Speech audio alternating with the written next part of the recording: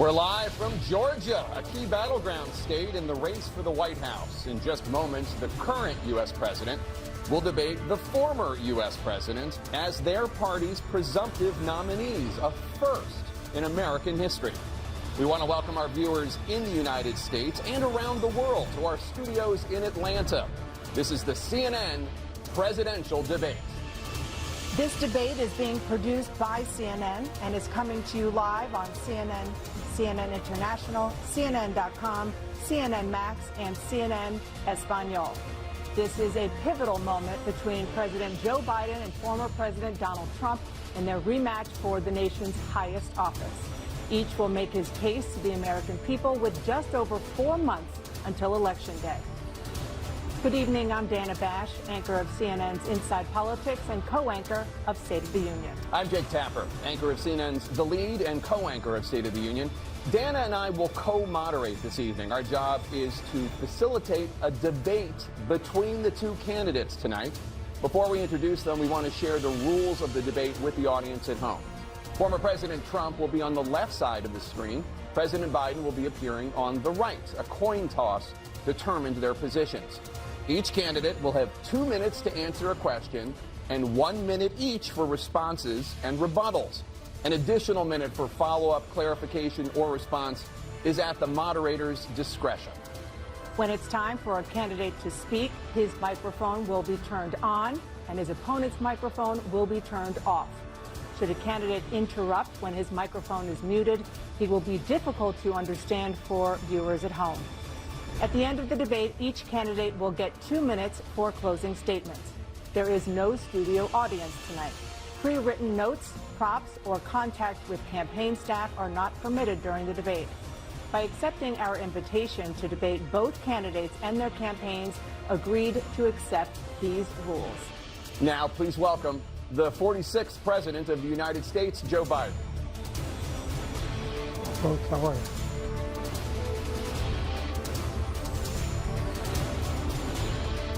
Great to be here. Thank you. And please welcome the 45th President of the United States, Donald Trump.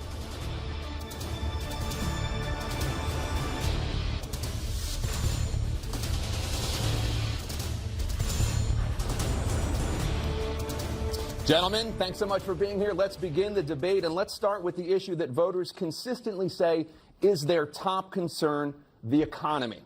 President Biden, inflation has slowed, but prices remain high. Since you took office, the price of essentials has increased. For example, a basket of groceries that cost $100 then now costs more than $120. And typical home prices have jumped more than 30%. What do you say to voters who feel they are worse off under your presidency than they were under President Trump? We got to take a look at what I was left when I became president, what Mr. Trump left me. We had an economy that was in free fall.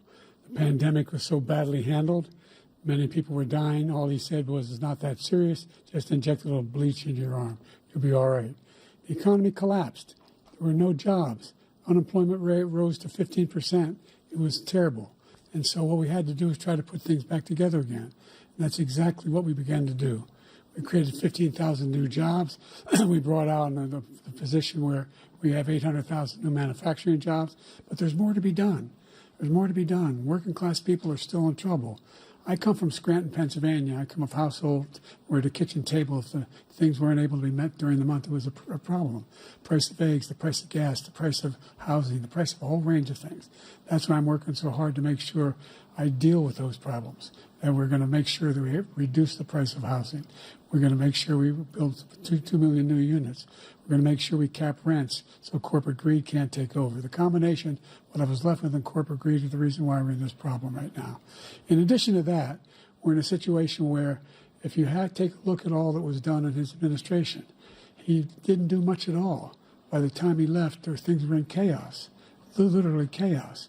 And so we put things back together. We created, I said, those jobs. We make sure we had a situation where we brought down the price of prescription drugs, which is a major issue for many people, to $15 for an insulin shot as opposed to $400.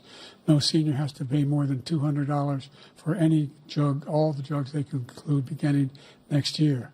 in a situation and we're going to make that available to everybody, to all Americans. So we're working to bring down the price around the kitchen table, and that's what we're going to get done. Thank you. President Trump? We have the greatest economy in the history of our country. We have never done so well. Everybody was amazed by it. Other countries were copying us. We got hit with COVID, and when we did, we spent the money necessary so we wouldn't end up in a Great Depression, the likes of which we had in 1929. By the time we finished, so we did a great job. We got a lot of credit for the economy, a lot of credit for the military, and no wars, and so many other things. Everything was rocking good. But the thing we never got the credit for, and we should have, is getting us out of that COVID mess. He created mandates that was a disaster for our country. But other than that, we had given them back a country where the stock market actually was higher than pre-COVID, and nobody thought that was even possible.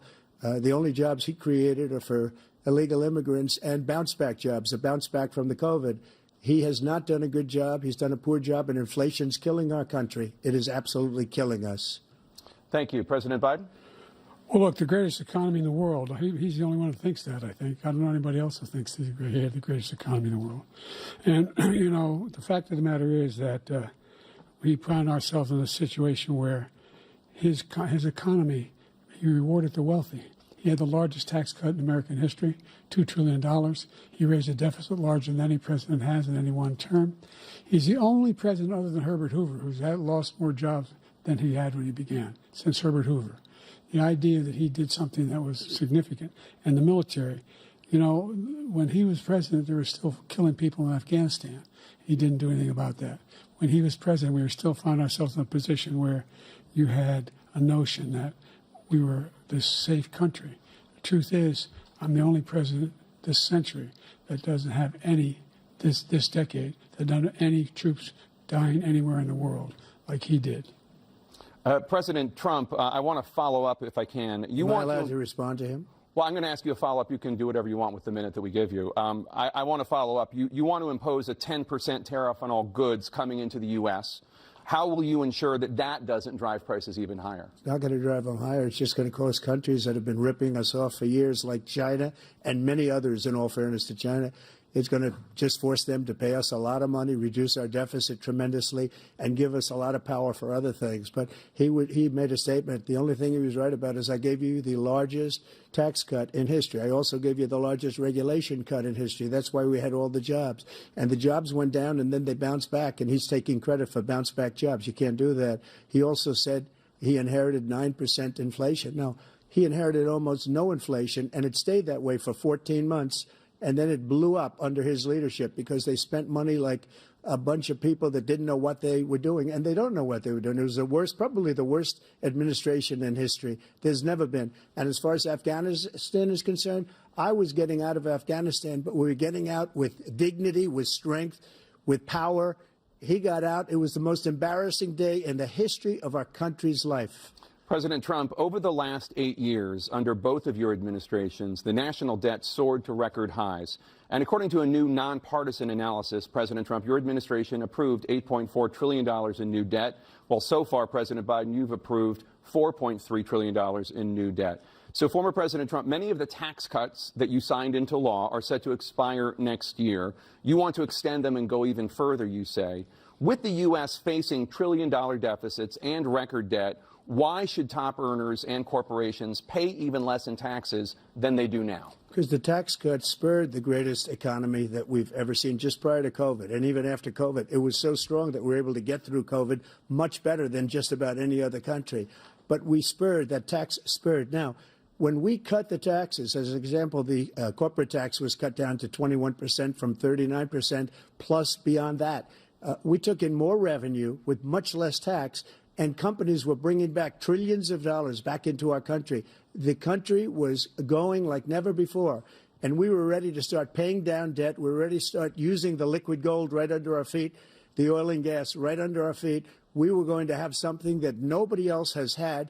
We got hit with COVID. We did a lot to fix it. I gave him an unbelievable situation with all of the therapeutics and all of the things that we came up with.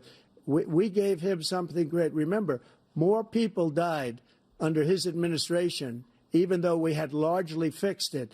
More people died under his administration than our administration, and we were right in the middle of it, something which a lot of people don't like to talk about. But he had far more people dying in his administration. He did the mandate, which is a disaster, mandating it. The vaccine went out. He did a mandate on the vaccine, which is the thing that people most objected to about the vaccine. And he did a very poor job, just a very poor job. And I will tell you, not only poor there, but throughout the entire world, we're no longer respected as a country. They don't respect our leadership. They don't respect the United States anymore. We're like a third world nation between weaponization of his election, trying to go after his political opponent. All of the things he's done, we've become like a third world nation, and it's a shame. The damage he's done to our country, and I'd love to ask him, and will, why he allowed millions of people to come in here from prisons, jails, and mental institutions to come into our country and destroy our country. President Trump, we will get to immigration later in this block. President Biden, I want to give you an opportunity to respond to this question about the national debt. He had the largest national debt of any president in a 4-year period, number one. Number two, that $2 trillion tax cut benefited the very wealthy. What I'm going to do is fix the tax system. For example, we have 1,000 trillionaires in America. Billionaires in America. And what's happening? They're in a situation where they, in fact, pay 8.2% in taxes. If they just paid 24%, 25%, either one of those numbers, they'd raise $500 billion, I should say, in a 10-year period. We'd be able to wipe out his debt. We'd be able to help make sure that all those things we need to do, child care, elder care, making sure that we continue to strengthen our health care system, making sure that we're able to make every single solitary person eligible for what I've been able to do with the with the COVID, with dealing with everything we have to do with, look, if we finally beat Medicare. Thank you, President Biden. President Trump? Well, he's right. He did beat Medicare. He beat it to death, and he's destroying Medicare because all of these people are coming in. They're putting them on Medicare. They're putting them on Social Security. They're going to destroy Social Security. This man is going to single-handedly destroy Social Security. These millions and millions of people coming in, they're trying to put them on Social Security. He will wipe out Social Security. He will wipe out Medicare. So he was right in the way he finished that sentence. And it's a shame. What's happened to our country in the last 4 years is not to be believed. Foreign countries, I'm friends with a lot of people, they cannot believe what happened to the United States of America. We're no longer respected. They don't like us. We give them everything they want, and they think we're stupid. They think we're very stupid people. What we're doing for other countries, and they do nothing for us. What this man has done is absolutely criminal. Thank you, President Trump. Dana? This is the first presidential election since the Supreme Court overturned Roe v. Wade. This morning, the court ruled on yet another abortion case, temporarily allowing emergency abortions to continue in Idaho, despite that state's restrictive ban. Former President Trump, you take credit for the decision to overturn Roe v. Wade, which returned the issue of abortion to the states. Correct. However, the federal government still plays a role in whether or not women have access to abortion pills. They're used in about 2/3 of all abortions. As president, would you block abortion medication? First of all, the Supreme Court just approved the abortion bill, and I agree with their decision to have done that, and I will not block it. And if you look at this whole question that you're asking, complex but not really complex. 51 years ago, you had Roe v. Wade, and everybody wanted to get it back to the states. Everybody, without exception. Democrats, Republicans, liberals, conservatives. Everybody wanted it back. Religious leaders. And what I did is I put 3 great Supreme Court justices on the court, and they happened to vote in favor of killing Roe v. Wade and moving it back to the states. This is something that everybody wanted.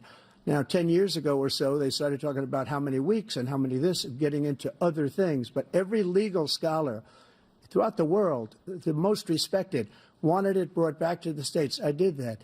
Now the states are working it out. If you look at Ohio, it was a decision that was an end result that was a little bit more liberal than you would have thought.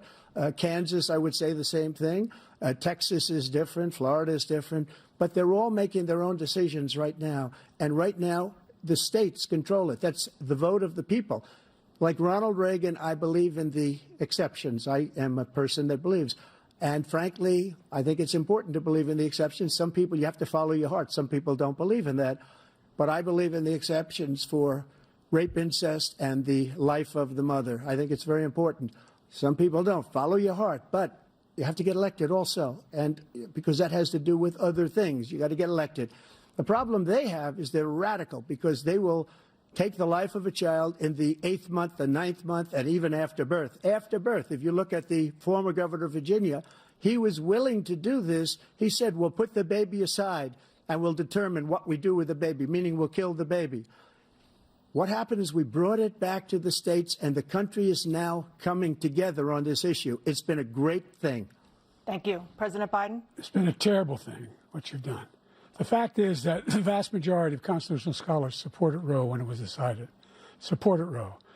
And that's this idea that they're all against it is just ridiculous. And this is the guy who says the state should be able to have it. We're in a state where in 6 weeks, you don't even know whether you're pregnant or not, but you cannot see a doctor and have him decide on what your circumstances are, whether you need help. The idea that states are able to do this is a little like saying we're going to turn civil rights back to the states, let each state have a different rule. Look, there's so many young women who have been, including a young woman who just was murdered, and he went to the funeral. The idea that she was murdered by an immigrant coming in, they talk about that. But here's the deal: there's a lot of young women who are being raped by their in-laws, by their spouses, brothers and sisters, it's just ridiculous, and they can do nothing about it. And they try to arrest them when they cross state lines. Thank you. There have been many young women murdered by the same people he allows to come across our border. We have a border that's the most dangerous place anywhere in the world, considered the most dangerous place anywhere in the world. And he opened it up, and these killers are coming into our country, and they are raping and killing women. And it's a terrible thing. As far as the abortion is concerned, it is now back with the states. The states are voting. In many cases, it's frankly a very liberal decision. In many cases, it's the opposite. But they're voting, and it's bringing it back to the vote of the people, which is what everybody wanted, including the founders, if they knew about this issue, which, frankly, they didn't. But they would have. Everybody wanted it brought back. Ronald Reagan wanted it brought back. He wasn't able to get it.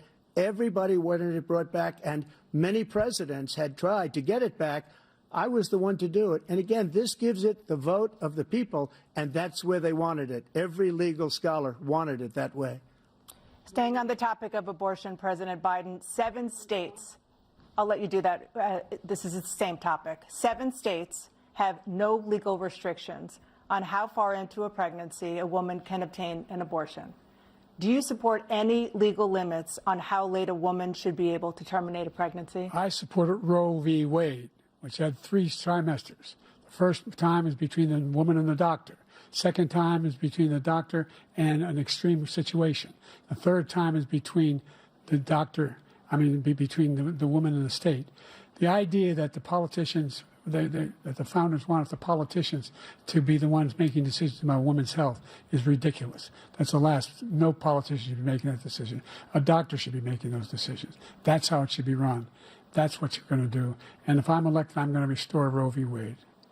So that means he can take the life of the baby in the 9th month and even after birth, because some states, Democrat run, take it after birth. Again, the former governor of Virginia, put the baby down, then we decide what to do with it. So he's willing to, as we say, rip the baby out of the womb in the 9th month and kill the baby. Nobody wants that to happen, Democrat or Republican. Nobody wants it to happen. You're lying. That is simply not true. The Roe v. Wade does not provide for that. That's not the circumstance. Only if a woman's life is in danger, she's going to die. That's the only circumstance in which that can happen. But we are not for late-term abortion, period. Period, period. Under Roe v. Wade, you have late-term abortion. You can do whatever you want, depending on the state. You can do whatever you want. We don't think that's a good thing. We think it's a radical thing. We think the Democrats are the radicals, not the Republicans. For 51 years, that was the law. 51 years, constitutional scholarship said it was the right way to go. 51 years, and it was taken away because this guy put very conservative members on the Supreme Court. He takes credit for taking it away. What's he going to do? What's he going to do, in fact, if the MAGA Republicans, he gets elected, and the MAGA Republicans control the Congress, and they pass a universal ban on abortion, period, across the board at 6 weeks or 7 or 8 or 10 weeks, something very, very conservative. Is he going to sign that bill? I'll veto it. He'll sign it. Thank you. Let's turn now to the issue of immigration and border security. President Biden, a record number of migrants have illegally crossed the southern border on your watch. Overwhelming border states and overburdening cities such as New York and Chicago, and in some cases causing real safety and security concerns.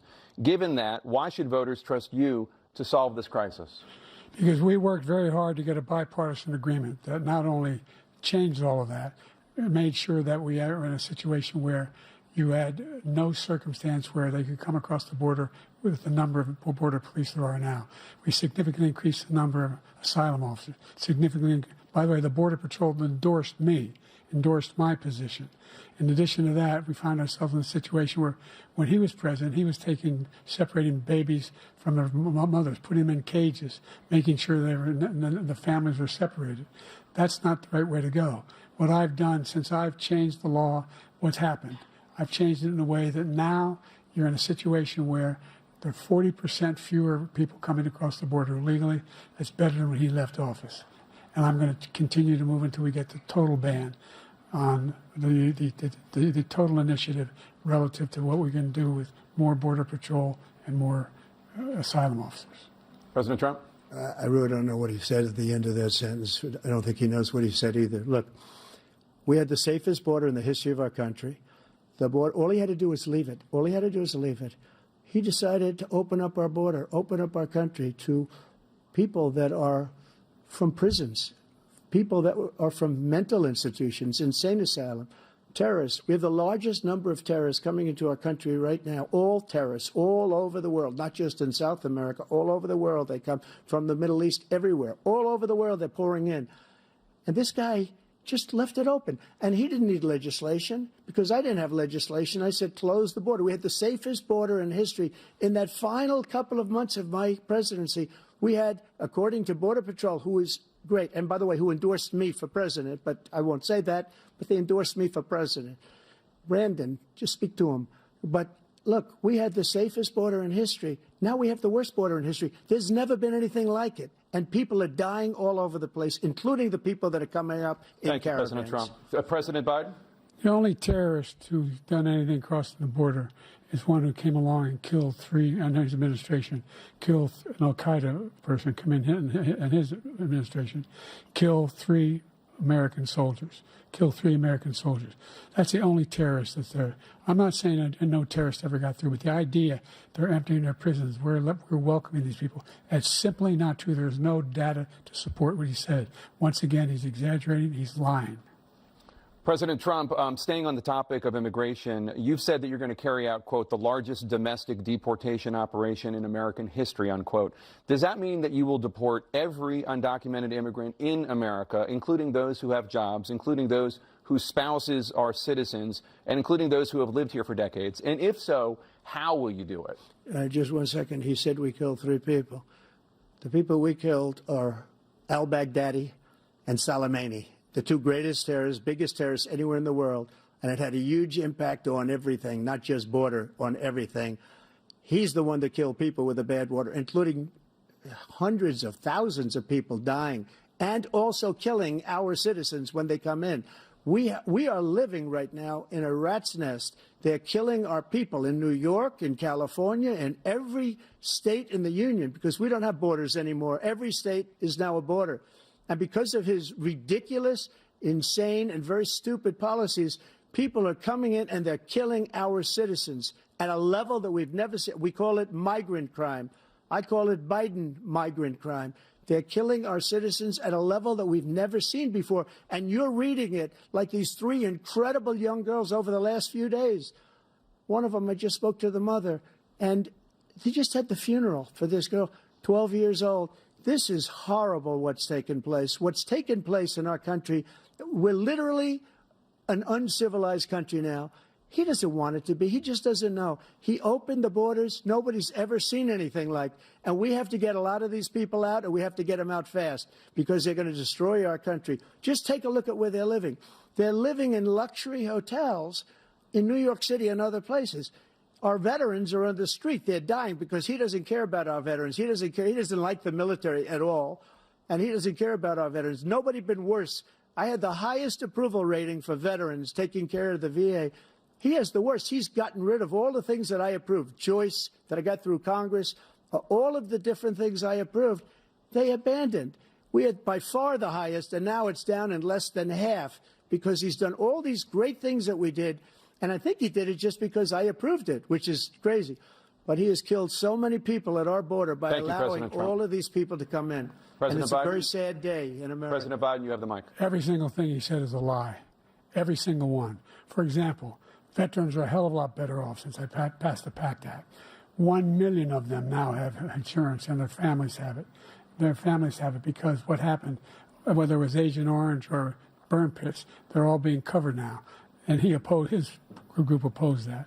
We're also in a situation where we have great respect for veterans. My son spent a year in Iraq, living right next to one of those burn pits, came back with stage 4 glioblastoma. I was recently in France for D-Day, and I spoke all about those heroes that died. I went to the World War I cemetery he refused to go to. He was standing with his 4-star general, and he told me, he said, I don't want to go in there because they're a bunch of losers and suckers. My son was not a loser, was not a sucker. You're the sucker. You're the loser. President Trump? First of all, that was a made-up quote, suckers and losers. They made it up. It was in a third-rate magazine that's failing, like many of these magazines. He made that up. He put it in commercials. We've notified him. We had 19 people that said I didn't say it. And think of this. Who would say I'm at a cemetery or I'm talking about our veterans? Because nobody's taken better care. I'm so glad this came up, and he brought it up. There's nobody that's taken better care of our soldiers than I have. To think that I would, in front of generals and others, say suckers and losers. We have 19 people that said it was never said by me. It was made up by him, just like Russia was made up, just like the 51 intelligence agents are made up, just like the new thing with the 16 economists are talking. It's the same thing. 51 intelligence agents said that the laptop was Russia disinformation. It wasn't. That came from his son, Hunter. It wasn't Russia disinformation. He made up the suckers and losers, so he should apologize to me right now. 4-star general standing to your side who was on your staff who said you said it, period. That's number one. And number two, the idea that I have to apologize to you for anything along the line. We've done more for veterans than any president has in American history. And they now are in their family. The only sacred obligation we have as a country is to care for our veterans when they come home and their families and equip them when they go to war. That's what we're doing. That's what the VA is doing now. They're doing more for veterans than ever before in our history. All right. Thank you so much. Let's move to the topic of foreign policy. I want to begin with Russia's war against Ukraine, which is now in its third year. Former President Trump, Russian President Vladimir Putin says he'll only end this war if Russia keeps the Ukrainian territory it has already claimed and Ukraine abandons its bid to join NATO. Are Putin's terms acceptable to you? First of all, our veterans and our soldiers can't stand this guy. They can't stand him. They think he's the worst commander-in-chief, if that's what you call him, that we've ever had. They can't stand him. So let's get that straight. And they like me more than just about any of them. And that's based on every single bit of information. As far as Russia and Ukraine, if we had a real president, a president that knew, that was respected by Putin, he would have never invaded Ukraine. A lot of people are dead right now, much more than people know. You know, they talk about numbers. You can double those numbers, maybe triple those numbers. He did nothing to stop it. In fact, I think he encouraged Russia from going in. I'll tell you what happened. He was so bad with Afghanistan. It was such a horrible embarrassment, most embarrassing moment in the history of our country, that when Putin watched that and he saw the incompetence, that he should have fired those generals, like I fired the one that you mentioned. And so he's got no love lost. But he should have fired those generals. No general got fired for the most embarrassing moment in the history of our country, Afghanistan, where we left billions of dollars of equipment behind. We lost 13 beautiful soldiers, and 38 soldiers were obliterated. And by the way, we left people behind, too. We left American citizens behind. When Putin saw that, he said, you know what? I think we're going to go in and maybe take this was his dream. I talked to him about it, his dream. The difference is he never would have invaded Ukraine. Never. Just like Israel would have never been invaded in a million years by Hamas. You know why? Because Iran was broke with me. I wouldn't let anybody do business with them. They ran out of money. They were broke. They had no money for Hamas. They had no money for anything. No money for terror. That's why you had no terror at all during my administration. This place, the whole world is blowing up under him. President Biden? I've never heard so much malarkey in my whole life. Look, the fact of the matter is that we're in a situation where, let's take the last point first. Iran attacked American troops, caused brain damage for a number of these troops, and he did nothing about it. Recently, not when he was president. They attacked. He said they're just having headaches. That's all it is. He didn't do a thing when the attack took place, number one. Number two, we got over 100,000 Americans and others out of Afghanistan during that airlift. Number three, we found ourselves in a situation where, if you take a look at what Trump did in Ukraine, this guy told Trump, do whatever you want, do whatever you want. And that's exactly what Trump did to Putin, encourage him, do whatever you want. And he went in. And listen to what he said when he went in. He was going to take Kyiv in 5 days, remember? Because it's part of the old Soviet Union. That's what he wanted to reestablish, Kyiv. And he, in fact, didn't do it at all. He wasn't able to get it done. And they've lost thousands and thousands of troops, 500,000 troops. President Trump, I if never I come back said to you that. for 1 minute, I just want to go back to my original question, which is, are Putin's terms acceptable to you? Keeping the territory in Ukraine? Acceptable. No, they're not acceptable. But look, this is a war that never should have started. If we had a leader in this war, he led everybody along. He's given $200 billion now or more to Ukraine. He's given $200 billion. That's a lot of money. I don't think there's ever been anything like it. Every time that Zelensky comes to this country, he walks away with $60 billion. He's the greatest salesman ever. And I'm not knocking him. I'm not knocking anything. I'm only saying the money that we're spending on this war, and we shouldn't be spending, it should have never happened. I will have that war settled between Putin and Zelensky as president-elect before I take office on January 20th. I'll have that war settled. People being killed so needlessly, so stupidly, and I will get it settled, and I'll get it settled fast before I take office. President Biden, you have a minute. The fact is that Putin is a war criminal. He's killed thousands and thousands of people. And he has made one thing clear. He wants to reestablish what was part of the Soviet Empire, not just a piece. He wants all of Ukraine. That's what he wants. And then you think he'll stop there? Do you think he'll stop if he takes Ukraine? What do you think happens to Poland? What do you think of Belarus? What do you think happens to those NATO countries? And so if you want a war, you ought to find out what he's going to do, because if in fact he does what he says and walks away, by the way, all that money we give Ukraine are from weapons we make here in the United States. We give them the weapons, not the money at this point. And our NATO allies have produced as much funding for Ukraine as we have. That's why we're strong. Thank you. Moving on to the Middle East. In October, Hamas attacked Israel, killing more than 1,000 people and taking hundreds of hostages. Among those held and thought to still be alive are 5 Americans. Israel's response has killed thousands of Palestinians and created a humanitarian crisis in Gaza. President Biden, you've put forward a proposal to resolve this conflict, but so far Hamas has not released the remaining hostages, and Israel is continuing its military offensive in Gaza. So what additional leverage will you use to get Hamas and Israel to end the war? You have 2 minutes. Number one, everyone from the United Nations Security Council straight through to the G7 to the Israelis and Netanyahu himself have endorsed the plan I put forward. Which has 3 stages to it.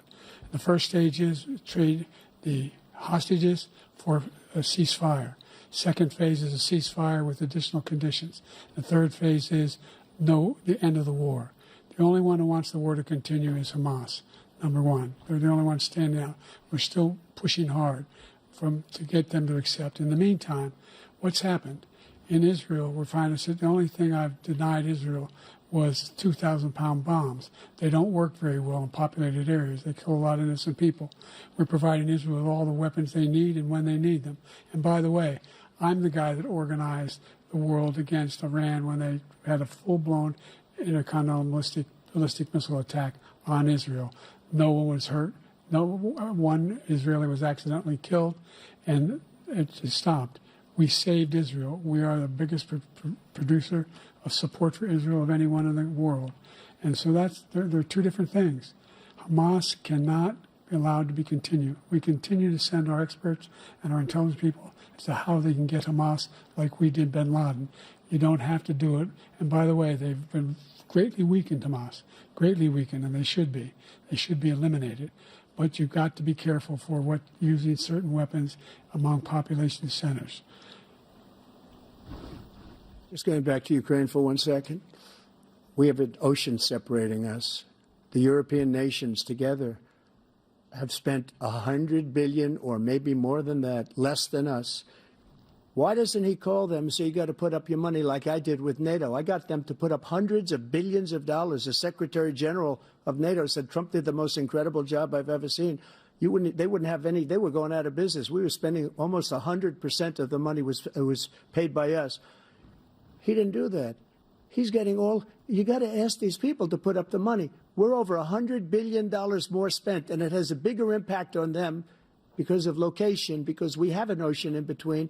You got to ask them. As far as Israel and Hamas, Israel's the one that wants to go. He said the only one that wants to keep going is Hamas. Actually, Israel is the one, and you should let him go and let him finish the job. He doesn't want to do it. He's become like a Palestinian, but they don't like him because he's a very bad Palestinian. He's a weak one. President Biden, you have a minute. I've never heard so much foolishness. This is a guy who wants to get out of NATO. You're going to stay in NATO? He's going to pull out of NATO. The idea that we have, our strength lies in our alliances as well. It may be a big ocean, but we're ever able to avoid a war in Europe, a major war in Europe? What happens if, in fact, you have Putin continue to go into NATO? We have an Article 5 agreement. Attack on one is attack on all. You want to start the nuclear war he keeps talking about, go ahead. Let Putin go in and control Ukraine and then move on to Poland and other places. See what happens then. He has no idea what the hell he's talking about.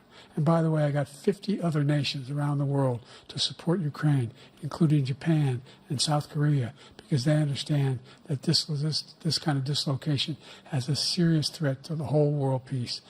No major war in Europe has ever been able to be contained just to Europe. President Trump, just to follow up, would you support the creation of an independent Palestinian state in order to achieve peace in the region? I'd have to see, but before we do that, the problem we have is that we spend all the money. So they kill us on trade. I made great trade deals with the European nations because if you add them up, they're about the same size economically. Their economy is about the same size as the United States. And they were no cars, they don't want anything that we have, but we're supposed to take their cars, their food, their everything, their agriculture. I changed that. But the big thing I changed is they don't want to pay.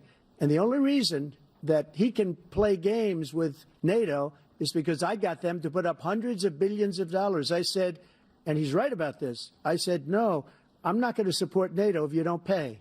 They asked me that question, would you guard us against Russia at a very secret meeting of the 28 states at that time, nations at that time. And they said, no, if you don't pay, I won't do that. And you know what happened? Billions and billions of dollars came flowing in the next day and the next months. But now we're in the same position. We're paying everybody's bills. Let's turn to the issue of democracy. Former President Trump, I want to ask you about January 6, 2021. After you rallied your supporters that day, some of them stormed the Capitol to stop the constitutionally mandated counting of electoral votes. As president, you swore an oath to, quote, preserve, protect, and defend, unquote, the Constitution. What do you say to voters who believe that you violated that oath through your actions and inaction on January 6th and worry that you'll do it again? Well, I don't think too many believe that. And let me tell you about January 6th. On January 6th, we had a great border.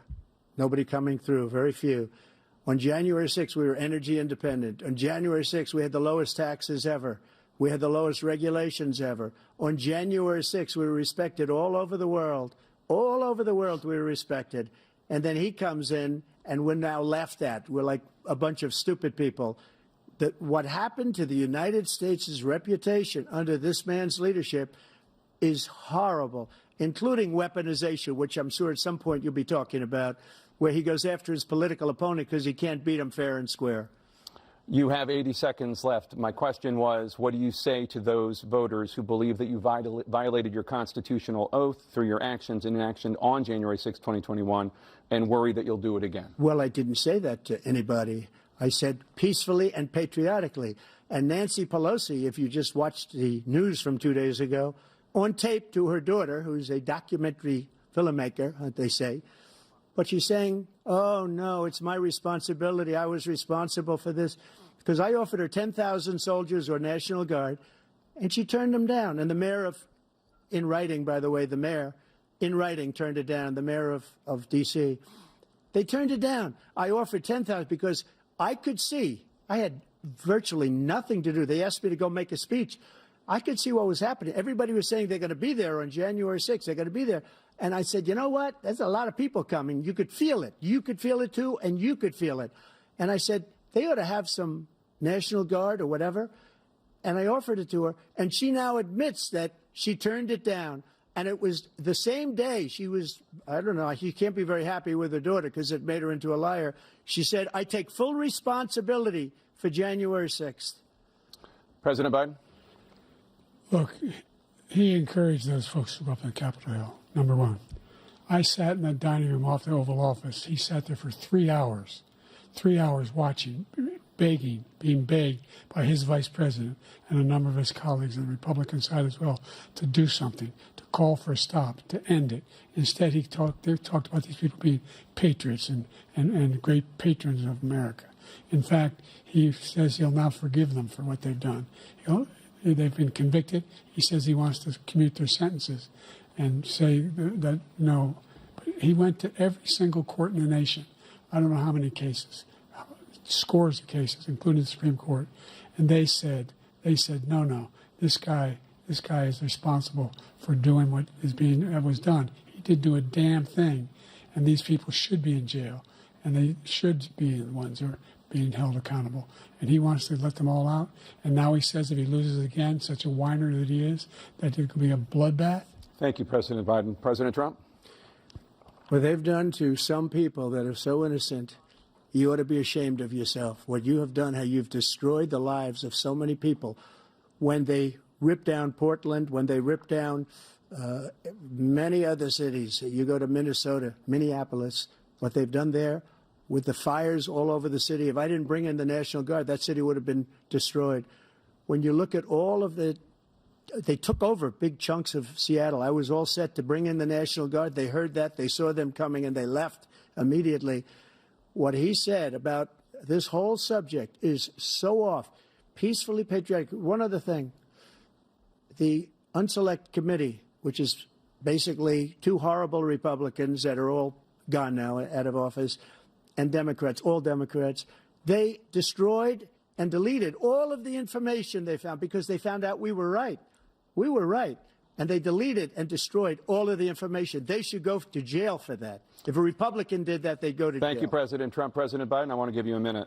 The only person on this stage is a convicted felon is the man I'm looking at right now. And the fact of the matter is, what he's telling you is simply not true. The fact is that there was no effort on his part to stop what was going on up in Capitol Hill. And all those people, every one of those who were convicted, turned over desks, turned them over statues. The idea that those people are patriots? Come on. When I asked him about the first two debates we had, the debates we had first time around, I said, will you denounce the Proud Boys? He said, no, I'll tell them to stand by.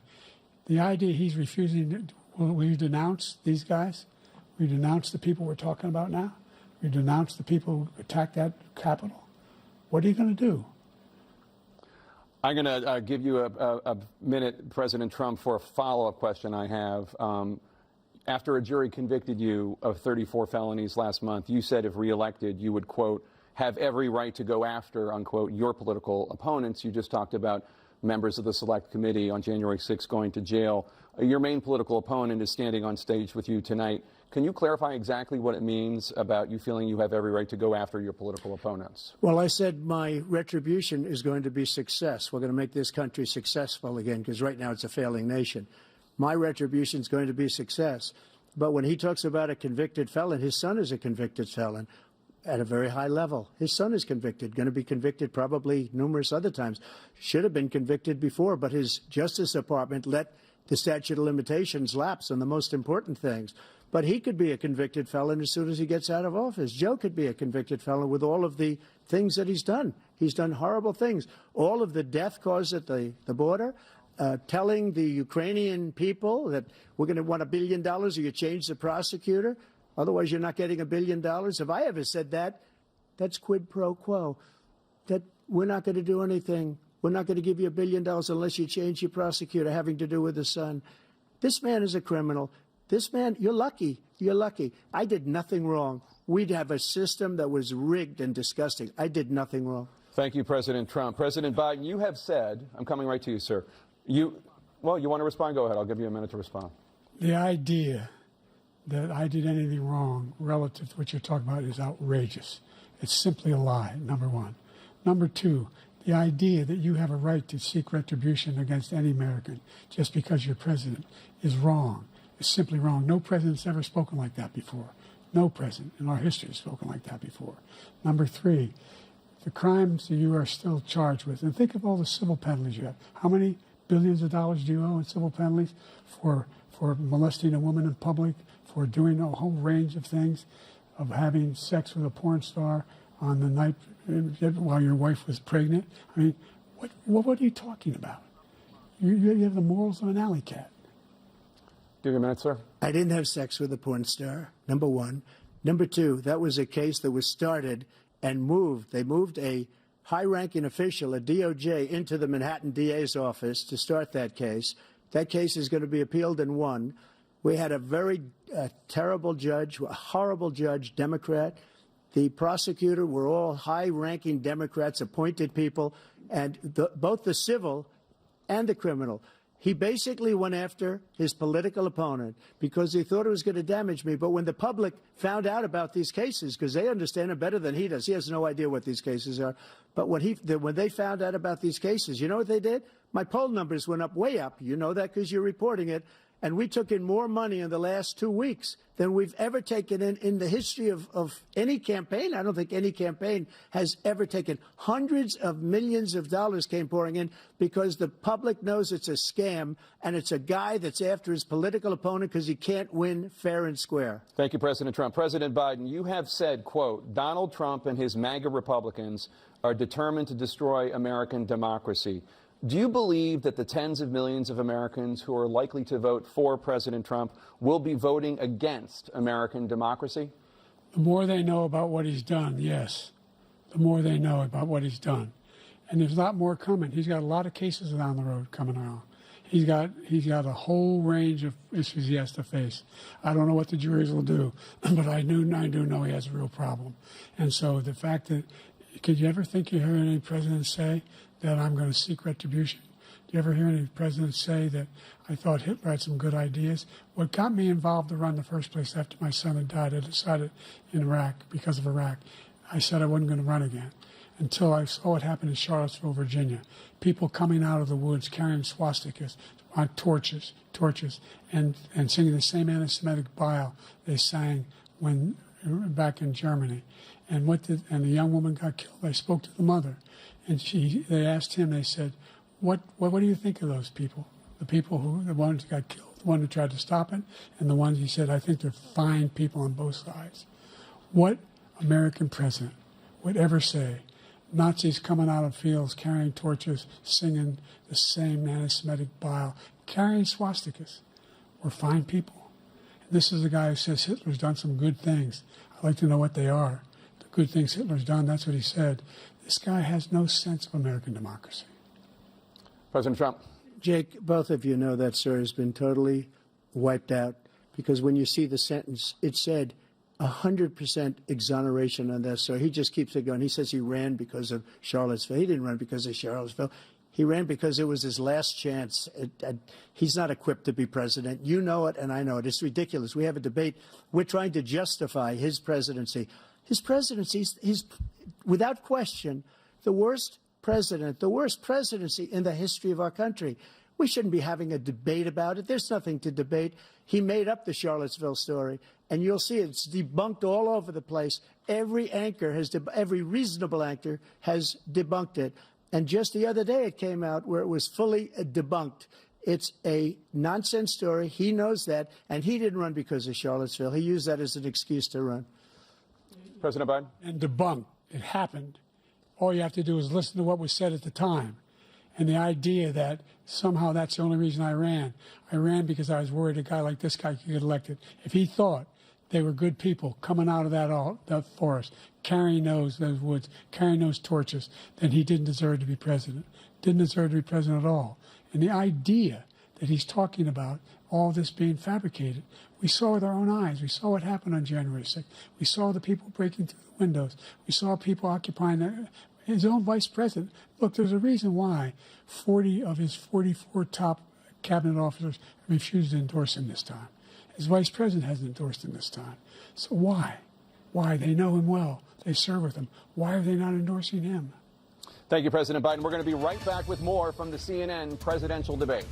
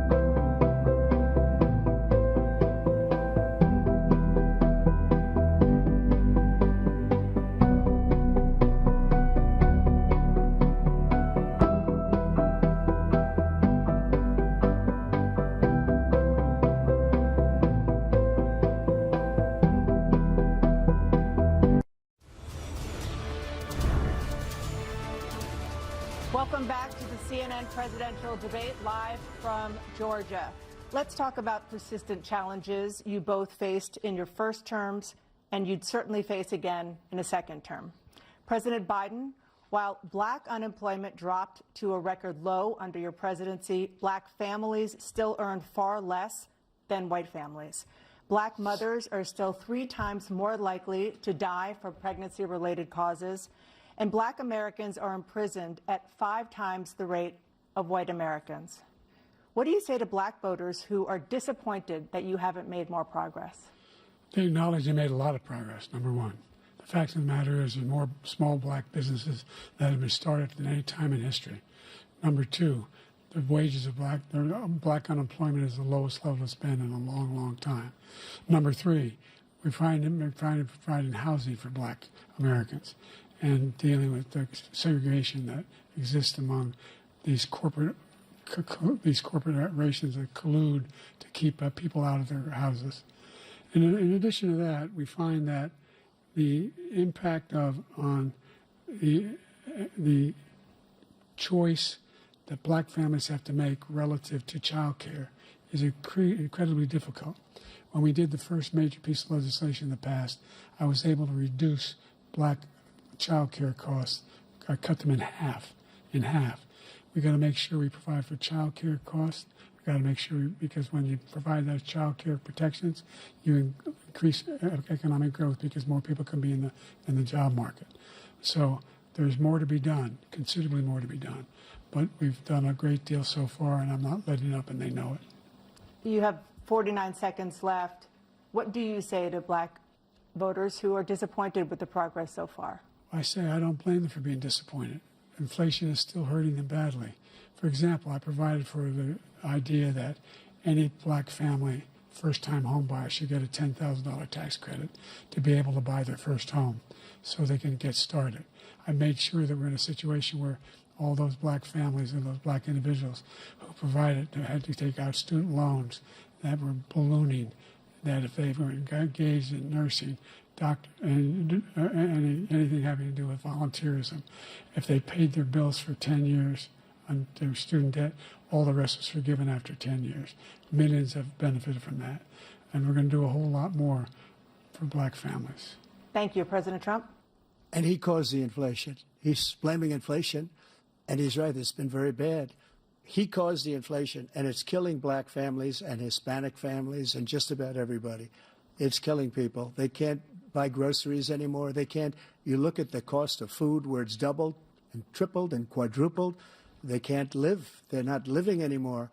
He caused this inflation. I gave him a country with essentially no inflation. It was perfect. It was so good. All he had to do is leave it alone. He destroyed it with his Green New scam and all this money that's being thrown out the window. He caused inflation.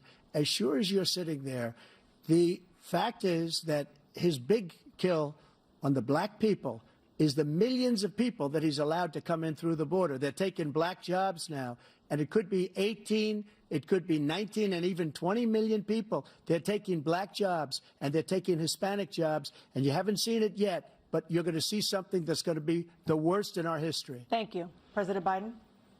There was no inflation when I became president. You know why? The economy was flat on its back. 15% unemployment. He decimated the economy, absolutely decimated the economy. That's why there was no inflation at the time. There were no jobs. We provided thousands of millions of jobs for individuals who are in all communities, including minority communities. We made sure that they have health insurance. We have covered, the ACA has increased. I made sure that they're $8,000 per person in a family to get written off for health care. But this guy wants to eliminate that. They tried 50 times. He wants to get rid of the ACA again, and they're going to try again if they win. You find ourselves in a position where the idea that we're not doing any, we put more police on the street than any administration has. He wants to cut the cops. We're providing for equity and making sure people have a shot to make it. There's a lot going on, but in inflation, he caused it by his tremendous malfeasance in the way he handled the pandemic. Thank you. Another persistent challenge is the climate crisis. 2023 was the hottest year in recorded history, and communities across The country are confronting the devastating effects of extreme heat, intensifying wildfires, stronger hurricanes, and rising sea levels.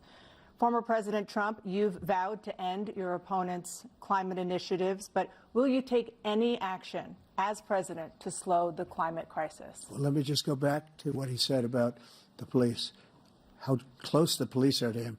Almost every police group in the nation from every state is supporting Donald J. Trump. Almost every police group. And what he's done to the black population is horrible, including the fact that for 10 years he called them super predators. We can't, in the 1990s, we can't forget that. Super predators was his name, and he called it to them for 10, and they've taken great offense at it, and now they see it happening. But when they see what I did for criminal justice reform and for the historically black colleges and universities, where I funded them and got them all funded, and the opportunity zones with Tim, as you know, Tim Scott was incredible. He did a great job. Great senator from South Carolina. He came to me with the idea, and it was a great idea. It's one of the most successful economic development acts ever in the country, opportunity zones. And the biggest beneficiary are blacks. And that's why we have the best numbers with them in maybe ever. They're saying ever. I read this morning where ever, the best numbers. He's lost much of the black population because he's done a horrible job for black people. He's also done a horrible job for Hispanics. But wait till you see these millions of people pouring into our country, and they're going to take the jobs, and it's already started, and you haven't seen anything yet. It's a disaster. You've 38 seconds left. President Trump, will you take any action as president to slow the climate crisis? So I want absolutely immaculate clean water, and I want absolutely clean air, and we had it. We had H2O. We had the best numbers ever, and we were using all forms of energy, all forms, everything. And yet, during my 4 years, I had the best environmental numbers ever. And my top environmental people gave me that statistic just before I walked on the stage, actually. I don't know where the hell he's been. The idea that anything he said is true. I've passed the most extensive climate change legislation in history. We find ourselves, and by the way, black colleges. I came up with $15 billion for HBCUs, historic black universities and colleges, because they don't have those. They don't have the kind of contributors that they have to build these laboratories and the like. Any black student is capable in college of doing any white student can do. They just don't have the money, but now they'll be able to get those jobs in high tech. We're in a situation where the idea that he is claiming to have done something that had the cleanest water. He hadn't done a damn thing for the environment. He pulled out of the Paris Climate Accord. I immediately joined it because if we reach 1.5 degrees Celsius at any one point, there's no way back. The only existential threat to humanity is climate change, and he didn't do a damn thing about it. He wants to undo all that I've done. The Paris Accord was going to cost us $1 trillion. And China nothing, and Russia nothing, and India nothing. It was a ripoff of the United States. And I ended it because I didn't want to waste that money because they treat us horribly. We were the only ones. It was costing us money. Nobody else was paying into it. And it was a disaster. But everything that he said just now, I'll give you an example. I heard him say before insulin. I'm the one that got the insulin down for the seniors. I took care of the seniors. What he's doing is destroying all of our medical programs because the migrants coming in, they want everybody. And look, I have the biggest heart on the stage, I guarantee you that. And I want to take care of people. But we're destroying our country. They're taking over our schools, our hospitals, and they're going to be taking over Social Security. He is destroying Social Security, Medicare, and Medicaid. The idea is that we, in fact, we were the only ones of consequence who were not members of the Paris Accord. How can we do anything if we're not able to, the United States can't get its pollution under control? One of the largest polluters in the world, number one. We're making significant progress. By 2035, we will have cut pollution in half. We have made significant progress, and we're continuing to make progress. We set up a climate corps for thousands of young people who will learn how to deal with climate, just like the Peace Corps. And we're moving in directions that are going to significantly change the elements of cause of pollution. But the idea that he claims that He has the biggest heart up here, and he's really concerned about pollution and about climate. I've not seen any indication of that. And by the way, with regard to prescription drugs, one company agreed that they would reduce the price to $35, which I was calling for, one, voluntarily. I made sure every company in the world, every pharmaceutical company, cannot have to pay. Thank you. And by the way, so every day, millions of Americans struggle just to make ends meet. For many older Americans, Social Security provides a critical lifeline. President Biden, if nothing is done to Social Security, seniors will see their benefits cut in just over 10 years. Will you name tonight one specific step that you're willing to take to keep Social Security solvent? yes, make the very wealthy begin to pay their fair share. Right now, everybody making under $170,000 pays 6% of their income, of their paycheck, every single time they get a paycheck from the time of the first one they get when they're 18 years old. The idea that they're going to, I've been proposing that everybody, they pay, the millionaires pay 1%. So no one I would not raise the cost of Social Security for anybody under $400,000. After that, I began to make the wealthy begin to pay their fair share by increasing from 1% beyond to be able to guarantee the program for life. So you still have 82 seconds left. Are there any other measures that you think that would be able to help keep Social Security solvent, or is that one enough? Well, no, that one enough will keep it solvent. But the biggest thing will do if we defeat this man, because he wants to get rid of Social Security. He thinks there's plenty to cut in Social Security. He's wanted to cut Social Security and Medicare both times. And and if you look at the program put forward by the House Republican caucus that I believe supports, is in fact want to cut it as well. The idea that we don't need to protect our seniors is ridiculous. And by the way, the American public has greater health care coverage today than ever before. And on the ACA, as I said, you're in a circumstance where 400,000 people, 40 million people would not have insurance because they have a pre-existing condition. Only thing that allows them to have that insurance is the fact that they, in fact, are part of the ACA.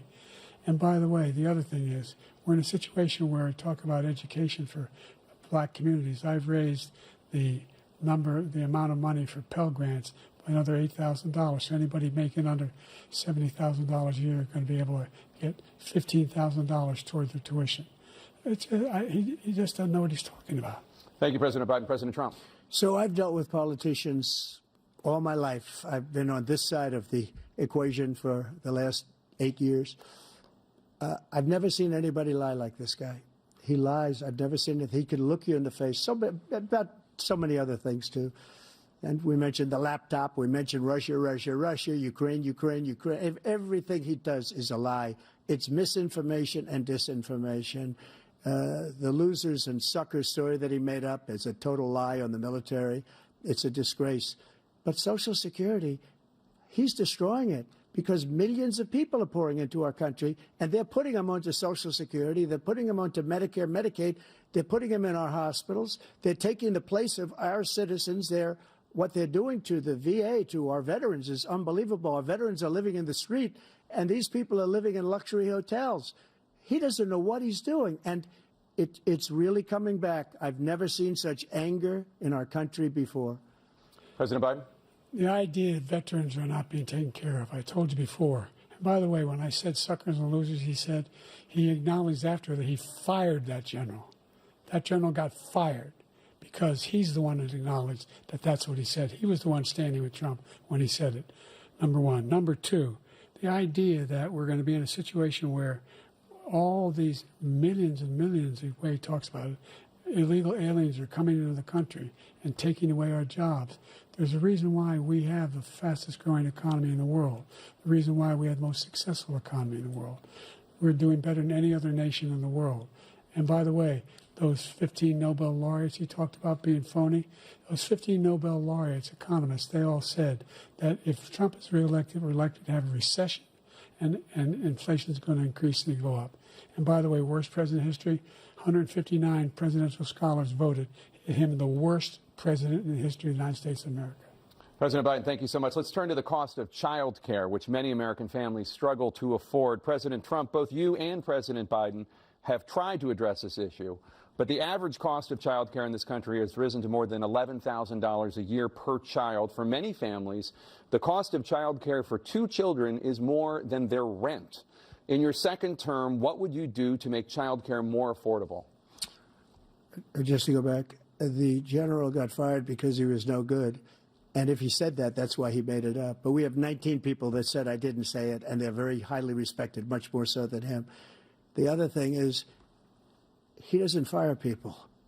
He never fired people. I've never seen him fire anybody. I did fire a lot. I fired Comey because he was no good. I fired a lot of the top people at the FBI, drained the swamp. They were no good. Not easy to fire people. You'd pay a price for it, but they were no good. I inherited these people. I didn't put him there. I didn't put Comey there. He was no good. I fired him. This guy hasn't fired anybody. He never fires. He should have fired every military man that was involved with that the Afghanistan horror show, the most embarrassing moment in the history of our country. He didn't fire. Did you fire anybody? Did you fire anybody that's on the border, that's allowed us to have the worst border in the history of the world? Did anybody get fired for allowing 18 million people, many from prisons, many from mental institutions? Did you fire anybody that allowed our country to be destroyed? Joe, our country is being destroyed as you and I sit up here and waste a lot of time on this debate. This shouldn't be a debate. He is the worst president. He just said about me because I said it. But look, he's the worst president in the history of our country. He's destroyed our country. Now all of a sudden he's trying to get a little tough on the border. He came out with a nothing deal, and it reduced it a little bit, like this much. It's insignificant. He wants open borders. He wants our country to either be destroyed or he wants to pick up those people as voters. And I don't think we just can't let it happen. If he wins this election, our country doesn't have a chance, not even a chance, of coming out of this rut. We probably won't have a country left anymore. That's how bad it is. He is the worst in history by far. Thank you, President Trump. President Biden? We're the most admired country in the world. We're the United States of America. There's nothing beyond our capacity. We have the finest military in the history of the world, the finest in the history of the world. No one thinks we're weak. No one wants to screw around with us. Nobody, number one. Number two, the idea that we're talking about worse presidents. I wasn't joking. Look it up or go online. 159 or 58, don't hold me the exact number, presidential historians, they've had meetings and they voted who's the worst president in American history. One through best to worst. They said he was the worst in all of American history. That's a fact. That's not conjecture. He can argue they're wrong, but that's what they voted. The idea that he is doing anything to deal with child care, he did for virtually nothing to child care. We should significantly increase the child care tax credit. We should significantly increase the availability of women and men or single parents to be able to go back to work. And we should encourage businesses to have. Thank you, President Biden. President Trump, the question was about what would you do to make child care more affordable, if you want to take your minute. Just so you understand, we have polling, we have other things that they rate him the worst because what he's done is so bad. And they rate me, I'll show you, I will show you, and they rate me one of the best, okay? And if I'm given another 4 years, I will be the best. I think I'll be the best. Nobody's ever created an economy like us. Nobody ever cut taxes like us. He's the only one I know. He wants to raise your taxes by 4 times. He wants to raise everybody's taxes by 4 times. He wants the Trump tax cuts to expire. So everybody, including the 2 of you, are going to pay 4 to 5 times. Nobody ever heard of this before. All my life, I'd grow up and I'd see politicians talking about cutting taxes. When we cut taxes, as I said, we did more business. Apple and all these companies, they were bringing money back into our country. The worst president in history by far, and everybody knows it. President Biden? Look, the fact of the matter is that he's dead wrong about, he's increased the tariff, he will increase the taxes on middle-class people. I said I'd never raise a tax on anybody making less than $400,000. I didn't. But this tariff is 10% tariffs. Everything coming in the country, you know what the economists say? That's going to cost the average American $2,500 a year more because they're going to have to pay the difference in food and all the things that are very important. Number two, he's in a situation where he talks about how he has not raised, he somehow helped the middle class. The middle class have been devastated by you. Now you want a new tax cut of $5 trillion over the next 10 years, which is going to fundamentally bankrupt the country. You had the largest deficit of any president in American history, number one. Number two, you have not, in fact, made any contact, any progress with China. We are at the lowest trade deficit with China since 2010. Thank you, President Biden. You lost. Thank you, President Biden. Let's discuss an epidemic impacting millions of Americans that both of you have made a top priority in your first term, the opioid crisis. And for both of you, the number of overdose deaths in this country has gone up. Under your term, it went up. Under your term, it has gone up. Former President Trump, despite the efforts that both of you have made, more than 100,000 Americans are dying from overdoses every year, primarily from fentanyl and other opioids. What will you do to help Americans right now in the throes of addiction who are struggling to get the treatment they need? To finish up, we now have the largest deficit in the history of our country under this guy. We have the largest deficit with China. He gets paid by China. He's a Manchurian candidate. He gets money from China. So I think he's afraid to deal with them or something. But do you notice he never took out my tariffs because we bring in so much money with the tariffs that I imposed on China. He never took them away. He can't because it's too much money. It's tremendous. And we saved our steel industries, and there was more to come, but he hasn't done that. But he hasn't cut the tariffs because he can't, because it's too much money. But he's got the largest deficit in the history of our country, and he's got the worst situation with China. China's going to own us if you keep allowing them to do what they're doing to us as a country. They are killing us as a country, Joe, and you can't let that happen. You're destroying our country. So, President Trump, you have 67 seconds left. The question was, what are you going to do to help Americans in the throes of addiction right now who are struggling to get the treatment they need? Jake, we were doing very well at addiction until the COVID came along. We had the 2.5, almost 3 years of like nobody's ever had before, any country, in every way.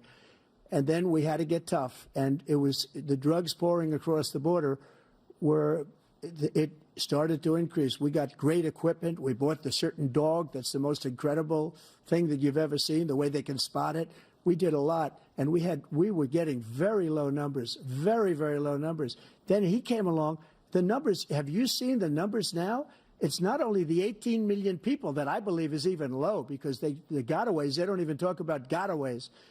But the numbers of the amount of drugs and human trafficking in women coming across our border, the worst thing I've ever seen, at numbers that nobody's ever seen under him because the border's so bad. But the number of drugs coming across our border now is the largest we've ever had by far. President Trump, thank you. President Biden? Fentanyl and the byproducts of fentanyl went down for a while. And I wanted to make sure we use the machinery that can detect fentanyl, these big machines that roll over everything that comes across the border. And it costs a lot of money. That was part of this deal we put together, this bipartisan deal. More fentanyl machines, more be able to detect drugs, more numbers of agents, more numbers of all the people at the border. And when we had that deal done, he called his Republican colleagues, said, don't do it. It's going to hurt me politically. No, he never argued it's not a good bill. It's a really good bill. We need those machines. We need those machines. And we're coming down very hard in every country in Asia in terms of precursors for fentanyl. And Mexico is working with us to make sure they don't have the technology to be able to put it together. That's what we have to do. We need those machines. Thank you, President Biden. President Trump, and again, the question is about Americans in the throes of addiction right now struggling to get the treatment they need. Well, this does pertain to it. He ended Remain in Mexico. He ended catch and release. I made it catch and release in Mexico, not catch and release here. We had so many things that we had done, hard negotiations with Mexico, and I got it all for nothing. It's just like when you have a hostage. We always pay $6 billion for a hostage. Every time we say it's a hostage. Now we have a hostage, a Wall Street Journal reporter, I think a good guy, and he's over there because Putin is laughing at this guy, probably asking for billions of dollars for the reporter. I will have him out very quickly as soon as I take office. Before I take office, I said by literally as soon as I win the election, I will have that reporter out. He should have had him out a long time ago. But Putin's probably asking for billions and billions of dollars because this guy pays it every time. We had 2 cases where we paid $6 billion for 5 people. I got 58 people out, and I paid essentially nothing. Thank you, President Trump. Dana? Let's turn to concerns that voters have about each of you. President Biden, you would be 86 at the end of your second term. How do you address concerns about your capability to handle the toughest job in the world well into your 80s? Well, first of all, I spent half my career being criticized as being the youngest person in politics. I was the second youngest person ever elected to the United States Senate, and now I'm the oldest. This guy's 3 years younger and a lot less competent. I think that just look at the record. Look at what I've done. Look how I've turned around the horrible situation he left me. As I said, 15 million new jobs, 800,000 manufacturing jobs, more investment in America, over billions of dollars in private investment in enterprises that we are growing. By the way, we brought an awful lot of people. The whole idea of computer chips, we used to have 40% of the market. We invented those chips, and we lost it because he was sending people to find the cheapest jobs overseas and to bring home a product. So I went to South Korea. I convinced Samsung to invest billions of dollars here in the United States. And guess what? Those fabs, they call to build these chips, those fabs pay over $100,000. You don't need a college degree for them. And there's billions, about $40 billion already being invested and being built right now in the United States, creating significant jobs for Americans from all over the world. President Biden, you have 40 seconds left. Would you like to add anything? Yeah, I would. The idea that somehow we are this failing country. I never heard a president talk like this before. We're the envy of the world. Name me a single major country president who wouldn't trade places with the United States of America for all our problems and all our opportunities. We're the most progressive country in the world in getting things done. We're the strongest country in the world. We're a country in the world who keeps our word, and everybody trusts us, all of our allies, and those who he coddles up to, from Kim Jong-un, he sends love letters to, and Putin, etc. They don't want to screw around with us. Thank you. Former President Trump, to follow up, you would be 82 at the end of your second term. What do you say to voters who have concerns about your capabilities to serve? Well, I took 2 tests, cognitive tests. I aced them, both of them, as you know. We made it public. He took none. I'd like to see him take one, just one, a real easy one. Like go through the first 5 questions. He couldn't do it. But I took 2 cognitive tests. I took physical exams every year.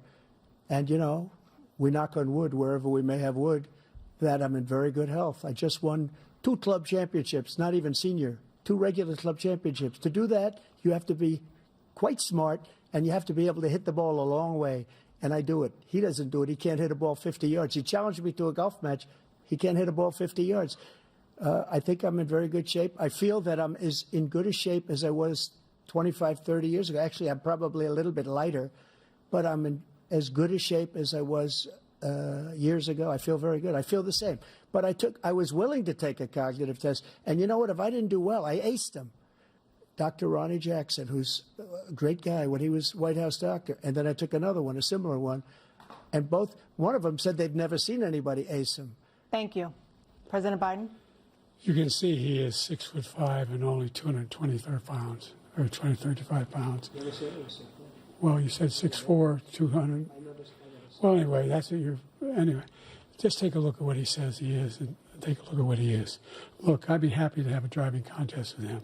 I got my handicap, which when I was vice president, down to a 6.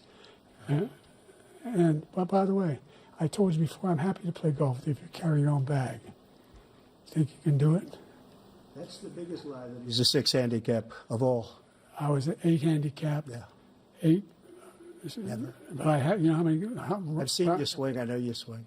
Let's not act like children. President Trump, we're going to 21 turn Let's not act like children. You are to a a child. specific concern that voters have about you. Will you pledge tonight that once all legal challenges have been exhausted, that you will accept the results of this election, regardless of who wins, and you will say right now that political violence in any form is unacceptable? Well, I shouldn't have to say that, but of course I believe that. It's totally unacceptable. And if you would see my statements that I made on Twitter at the time, and also my statement that I made in the Rose Garden, you would say it's one of the strongest statements you've ever seen. In addition to the speech I made in front of, I believe, the largest crowd I've ever spoken to. And I will tell you, nobody ever talks about that. They talk about a relatively small number of people that went to the Capitol and in many cases were ushered in by the police.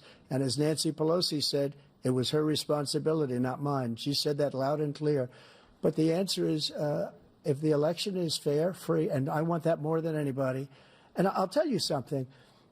I wish he was a great president, because I wouldn't be here right now. I'd be at one of my many places enjoying myself. I wouldn't be under indictment because I wouldn't have been his political opponent, because he indicted me because I was his opponent.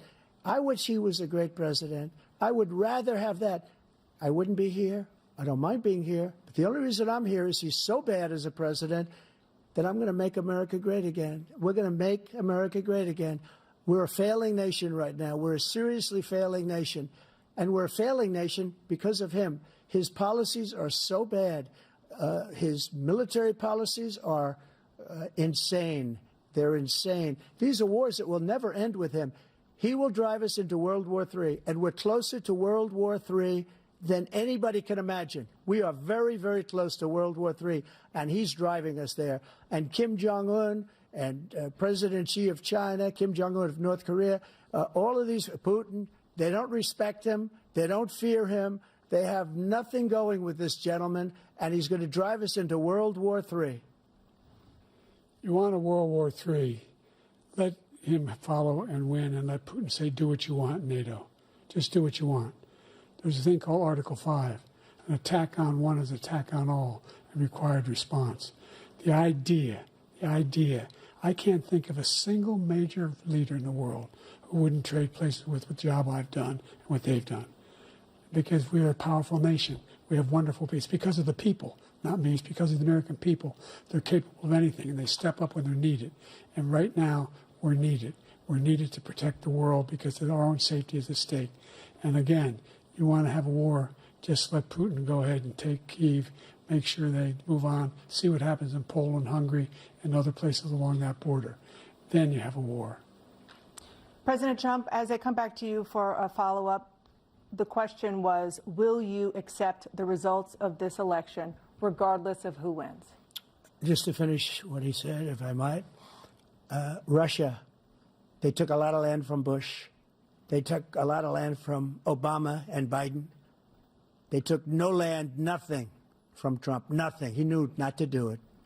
He's not going to play games with me. He knew that. I got along with him very well, but he knew not to play games.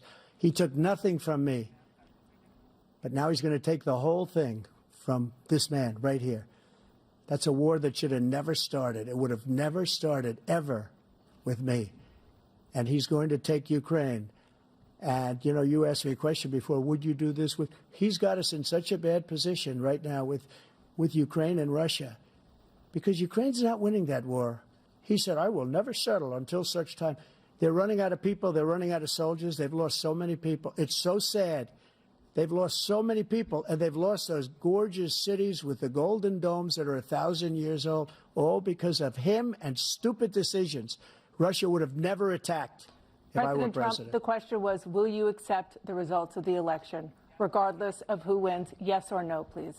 If it's a fair and legal and good election, absolutely. I would have much rather accepted these.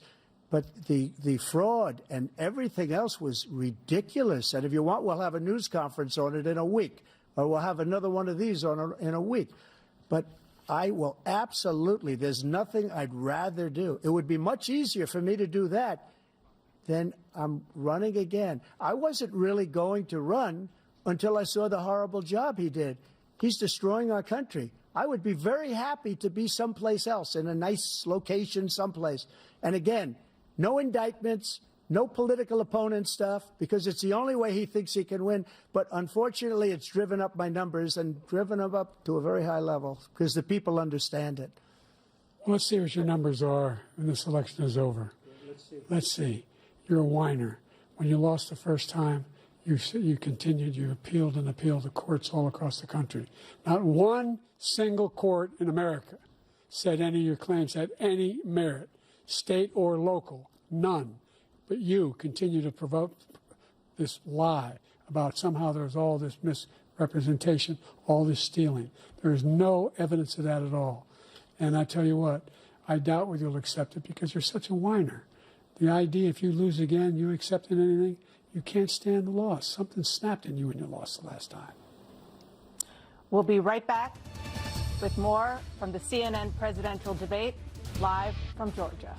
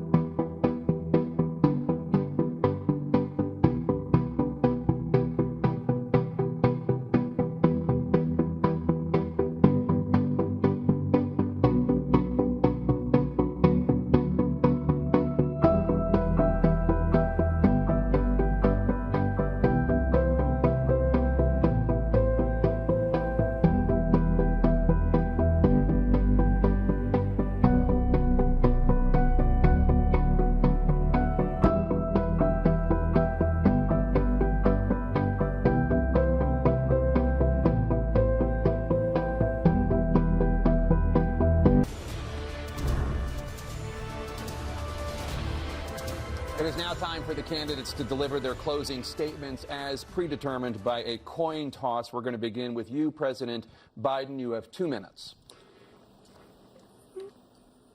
We've made significant progress from the debacle that was left by President Trump in his last term. We find ourselves in a situation where, number one, we have to make sure that we have a fair tax system. I ask anyone out there in the audience or anyone out watching this debate, do you think the tax system is fair? The fact is that I said nobody even making under $400,000 had a single penny increase in their taxes and will not. And if I'm reelected, that'll be the case again.